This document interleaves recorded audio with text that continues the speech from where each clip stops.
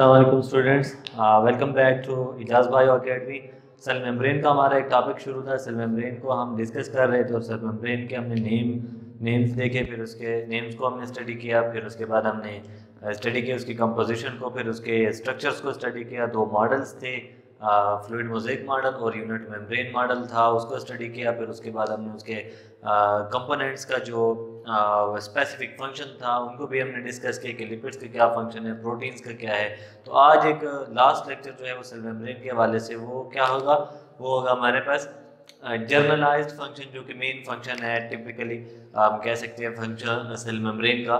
ठीक है, तो इसमें आपको चाहिए कि जो पिछले लेक्चर्स हैं नीचे डिस्क्रिप्शन में लिंक दिए गए हुए हैं, आप उन लेक्चर्स को रिवाइज करके फिर ये लेक्चर सुने, ताकि आपकी जो बेस है वो स्ट्रॉन्ग हो और आपको चीज़ों का अंदाज़ा हो कि कौन सी चीज़ कहाँ पे कैसे प्रेजेंट थी और वो कैसे एक्ट कर रही है। ये जो लेक्चर है इसको स्टार्ट करते हैं। फंक्शन ऑफ सेल मेम्ब्रेन, और फंक्शन ऑफ सेल मेम्ब्रेन दो हो सकते हैं मेन। क्या हो गया ओवरऑल मेन दो फंक्शन है। नंबर एक कि ये प्रोटेक्ट करता है, ठीक है, प्रोटेक्शन करती है किसको, प्रोटेक्शन ऑफ प्रोटोप्लाज्म को। ठीक है, तो प्रोटोप्लाज्म की प्रोटेक्शन के लिए एज वी नो कि इट इज सिलेक्टिवली परमिएबल और it is semi permeable, it allows the transport of few materials, some sort of materials by selecting them. ठीक है, तो स्पेसिफिकली इस पर्टिकुलर मटेरियल को ये अक्रॉस द सेल जो है वो क्या करेगी, ट्रांसपोर्ट के लिए अलाउ करेगी। दैट्स वाई इसको हम कह सकते हैं कि बैरियर होता है हमारे पास। ठीक है, तो बैरियर है सेल के अराउंड जो कि उसके मटेरियल के ट्रांसपोर्ट को रोके रखता है, तो इस हिसाब से ये प्रोटेक्शन करती है। नंबर टू, सेकंड जो फंक्शन है वो जो जिस तरह हम ट्रांसपोर्ट कह रहे हैं, तो ये जो मेन इसका फंक्शन है ट्रांसपोर्ट है। ठीक है, तो ये ट्रांसपोर्ट जो है, ट्रांसपोर्ट दो तरीके से हो सकती है, एक एक्टिव ट्रांसपोर्ट होती है, एक पैसिव ट्रांसपोर्ट होती है। तो अगर हम देखें एक्टिव ट्रांसपोर्ट क्या हो सकती है, एक्टिवली जो है वो material across the membrane transport होते हैं। और दूसरे नंबर पे हम देखते हैं इसके साथ, ठीक है, पैसिव ट्रांसपोर्ट क्या होगा, passive transport of material across the cell membrane. ठीक है, तो इन दोनों का स्लाइटली डिफरेंस होगा। स्लाइटली डिफरेंस पे हम देखते हैं एक्टिव ट्रांसपोर्ट जो है वो क्या है, transport of material with the help of energy, where the expense of energy जो है वो क्या होगी, वो रिक्वायर्ड होगी हमें। तो इस ऐसी ट्रांसपोर्ट को हम क्या कहेंगे, एक्टिव ट्रांसपोर्ट कहेंगे। फॉर एग्जांपल यहाँ पे क्या है कि हमारे पास हम क्या यूज करते हैं, एक्सपेंस करेंगे एनर्जी को। एटीपी रिक्वायर्ड होती है for the transport of something, because ये क्या होती है, ये अगेंस्ट द ग्रेडियंट जो है वो ट्रांसपोर्ट होती है, कि मीन जहाँ पे एक दफ़ा कंसंट्रेशन ज़्यादा है और ये उसका फिर भी उस कंसंट्रेशन हायर कंसंट्रेशन की तरफ जो है वो मूव कर रही होती है, तो इसकी जो डायरेक्शन होगी वो क्या होगी, lower concentration to higher concentration होती है। ठीक है, ये हम कह सकते हैं against the gradient movement of substances होगी, अगेंस्ट द ग्रेडियंट।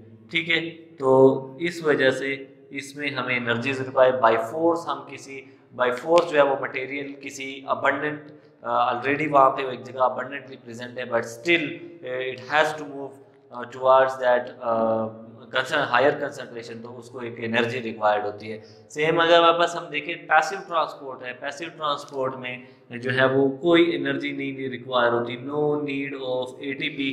ठीक है, क्यों नहीं होती, क्योंकि इसमें जो ट्रांसपोर्ट है मटेरियल्स की वो क्या होती है, वो हायर कंसंट्रेशन से लोअर कंसंट्रेशन की तरफ होती है। तो अगर किसी एक जगह के ऊपर फॉर एग्जांपल रूम में हमने स्प्रे किया है और स्प्रे जो है वो हमारे जहाँ से हमने स्प्रे जो सोर्स था उस स्प्रे सोर्स के साथ वहाँ पे एक फ्रेगरेंस बहुत ज़्यादा है, because there are abundance of molecules of gases. ठीक है, लेकिन वो स्लोली जो है क्या होता है, वो स्प्रेड हो जाता है इन द इन्वायरमेंट और दैट पर्टिकुलर रूम, क्योंकि जहाँ पे हमने स्प्रे किया था वहाँ पे उसकी कंसंट्रेशन जो है वो उस कंसंट्रेशन हायर कंसंट्रेशन से लोअर की तरफ जो है वो मूव करता है। ठीक है, तो इस हवाले से अगर हम देखें तो मटेरियल भी ऐसे होगा, हायर कंसंट्रेशन से लोअर की तरफ मूव करेगा विदाउट एनी नीड या एनी एक्सपेंस ऑफ एनर्जी के।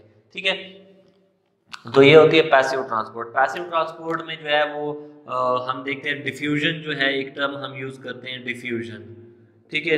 तो पैसिव ट्रांसपोर्ट के लिए वर्ड हम क्या यूज करते हैं, diffusion, the movement of substances from higher concentration to the lower concentration.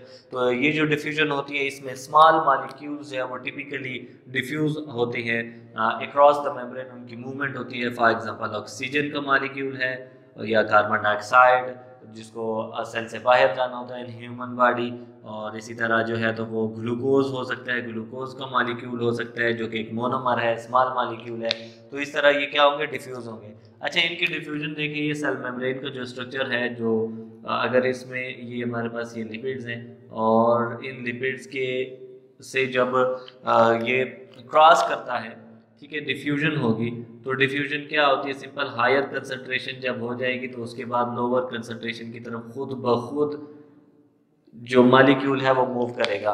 For example हमने खुराक खाई है, खुराक खाने के बाद हमारे जो खुराक है उसमें से जो ग्लूकोज था, मॉलिक्यूल था जो कि एनर्जी के लिए हमें बहुत सारे आगे हमें रिक्वायर्ड होगा, हमारे सेल को रिक्वायर्ड होगा, तो वो ग्लूकोज जो है वो आके यहाँ पे क्या हो गया हुआ है, यहाँ पे अबंडेंटली जमा हो गया हुआ है। ठीक है, जब यहाँ पे ये एक अबंडेंटली यहाँ पे जमा है तो अब ये क्या होता है, चूंकि छोटा मॉलिक्यूल है तो ये डायरेक्टली क्या होगा, ये डायरेक्टली डिफ्यूज आउट हो सकते हैं, ये डायरेक्टली क्या होगा, डिफ्यूज होगा। और ये डिफ्यूज होने के बाद यहाँ पे साइटोप्लाज्म में, इन साइटोप्लाज्म ये क्या हो जाएगा, मूव कर जाएगा।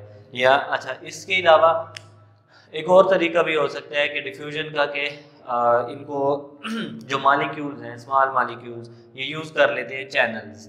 किसको यूज करेंगे, चैनल प्रोटीन्स को यूज कर लेते हैं। तो चैनल प्रोटीन्स को अगर हम देखें, यहाँ पे हमारे क्या मौजूद होते हैं, सेल मेम्ब्रेन में चैनल प्रोटीन्स मौजूद होती हैं।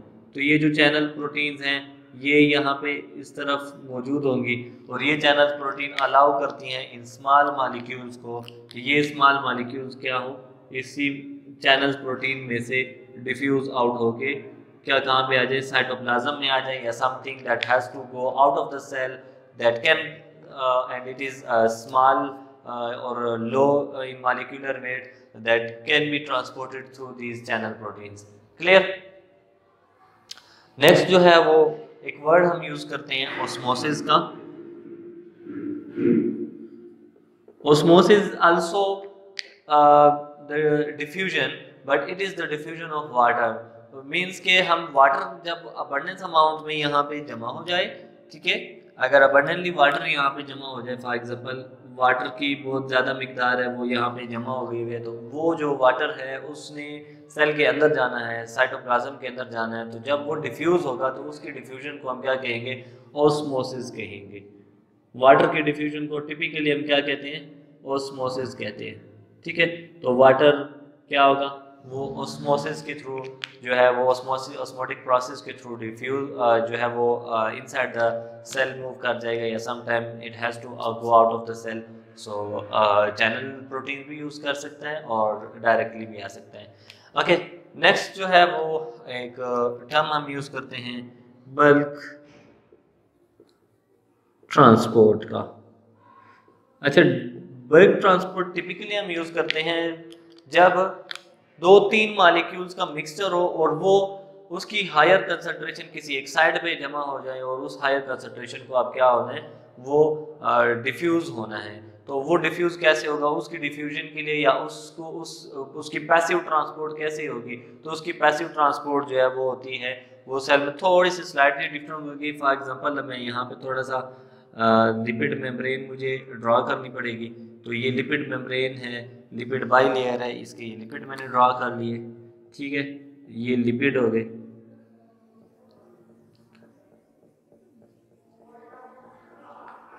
ठीक है, अब ये लिपिड हो गए। तो अगर फॉर एग्जांपल यहाँ पे कोई मिक्सचर ऑफ मॉलिक्यूल्स हैं, there are many molecules, could be bulk transport है, बल्क में होती है, ठीक है।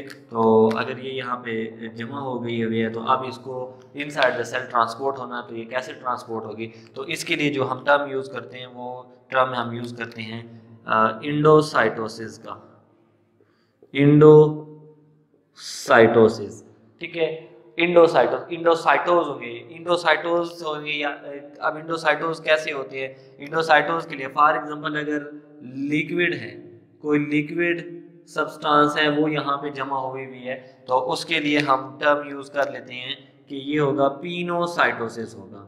जिस तरह पानी को पीते हैं तो इस हिसाब से आप याद रख सकते हैं कि pinocytosis is the term that is used for the passive transport of liquid substances. ठीक है, और नेक्स्ट जो है अगर हम सॉलिड का देखें, अगर कोई सॉलिड सब्सटेंस है, कोई सॉलिड सब्सटेंस को ट्रांसपोर्ट होना है थ्रू एंडोसाइटोसिस, तो तब हम इसके लिए वर्ड यूज कर लेते हैं फेगोसाइटोसिस। फेगोसाइटोसिस मींस के निगलना, किसी चीज को निगलना। क्लियर? तो इसमें हम देख लेते हैं अब ये कैसे होगा ये प्रोसेस ऐसे होता है कि जो सेल मेम्ब्रेन है ना, ये सेल मेम्ब्रेन इनवेजिनेट हो जाती है, इस बल्क मटेरियल के अराउंड क्या हो जाती है, इनवेजिनेट होती है। जब इनवेजिनेट होती है तो इनवेजिनेट होके ये क्या कर लेती है, यूं, ये क्या होगी, इनवेजिनेट होगी। अब इनवेजिनेट होके ये पूरे इस मटेरियल को अपने अंदर क्या कर लेती है, लेके आ जाती है।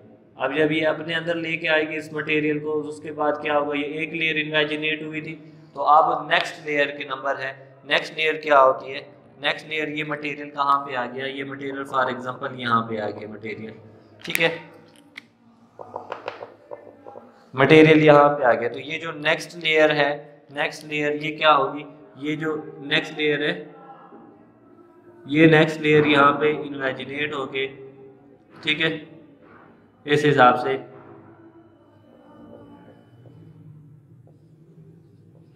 ये नहीं, तो ये क्या हो जाएगी, इन्वेजिनेट हो जाएगी। अब ये क्या करते हैं, ये जो मटेरियल है जो कि पहले यहाँ पे आया है सेल मेम्ब्रेन के अंदर, अब सेल मेम्ब्रेन से साइटोप्लाज्म में ट्रांसपोर्ट कर दिया गया है। किस में ट्रांसपोर्ट कर दिया गया, साइटोप्लाज्म में। तो इस तरह के इन्वेजिनेशन के इनफोल्डिंग बन जाती है, उसके अंदर अराउंड आ जाते हैं। तो तब इस तरह के ट्रांसपोर्ट को हम फिर क्या कहते हैं, इस तरह की ट्रांसपोर्ट को हम कहते हैं इंडोसाइटोसिस कहते हैं, endocytosis. If it is a solid it will be called as phagocytosis of, अगर ये लिक्विड हो गए सब्सटेंसेस तो then it will be known as pinocytosis. So ये overall function transport of cell membrane था। होप सो कि आप लोगों को क्लियर होगा। इसके बाद जो हमारे लेक्चर स्टार्ट होंगे वो होंगे डिफरेंट ऑर्गेनल्स पे। हम कोशिश करेंगे कि न्यूक्लियस से स्टार्ट करें एंड सो ऑन, हम इसको आहिस्ता आहिस्ता हर ऑर्गेनल्स को जो है वो अच्छे तरीके से कंसेप्शनली आपको यहाँ पे डायग्रामेटिकली बता सके, ताकि आपको ज़्यादा से ज़्यादा फ़ायदा हो सके। तब नए लेक्चर्स की अपडेट्स और इस घर बैठे बायोलॉजी को सीखने के लिए, चूँकि एक पोइट्री ऑफ लाइफ है ये, और इसको समझने के लिए आप हमारे चैनल को लाइक करें, शेयर करें और सब्सक्राइब करें, ताकि आपसे कोई लेक्चर मिस ना हो सके। थैंक यू सो मच, अपना ख्याल रखिएगा।